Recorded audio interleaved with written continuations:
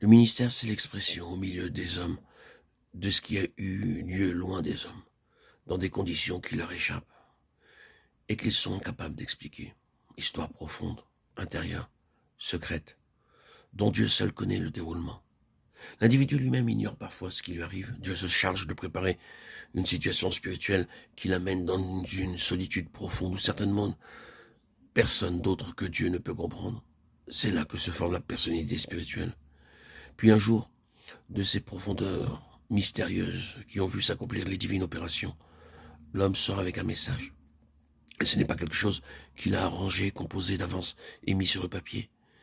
C'est l'expression de ce que Dieu a fait en lui pour lui en donner l'explication après coup. Ce n'est pas simplement quelque chose qu'il a vu et compris. Dieu a commencé pour le réaliser en lui. Ensuite, il lui a montré ce qu'il a fait. Il le lui a fait comprendre. Et c'est cela qui constitue le message. C'est quand vous avez traversé cette passe que Dieu commence à vous interpréter ce qui s'est accompli. Et quand vous sortez de là, vous êtes dépositaire d'un témoignage expérimental. Le Seigneur Jésus lui-même a connu cette expérience. Nous faisions remarquer l'autre jour qu'au moment où il sort de la vie privée et paraît en public face au ciel, à la terre et à l'enfer, deux choses se passent. Le Père dit d'une part, tu es mon fils bien-aimé, et d'autre part, celui-ci est mon fils bien-aimé. Il attire l'attention des hommes sur celui qui l'approuve. Ces deux paroles sont l'aboutissement de 30 ans d'histoire secrète entre Dieu et lui. Ce n'est pas là une entrée officielle dans un ministère plus ou moins consacré par une sorte d'ordination divine. Il y avait longtemps qu'il vivait sur le regard de Dieu et marchait avec lui en secret. Si nous le voyons à l'âge de 12 ans faire cette remarque à ses parents, ne savez-vous pas qu'il faut que je m'occupe des affaires de mon père?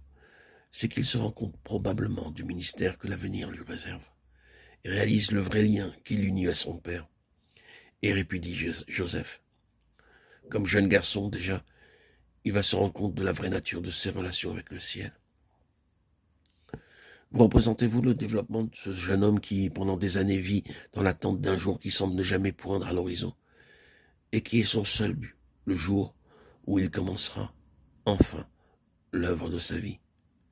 Et il faut qu'il accepte cette attente, cette inaction spirituelle, apparente au moins, ce délai qui semble faire obstacle à sa vraie vocation et retarde son entrée en lice.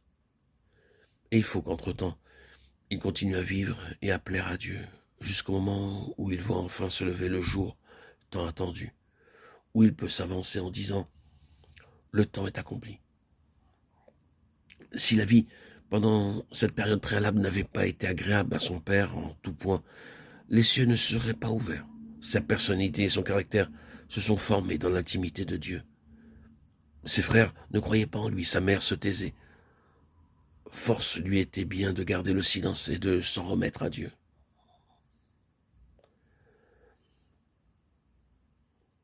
Il y a là un principe qui devrait être à la base de tout ministère.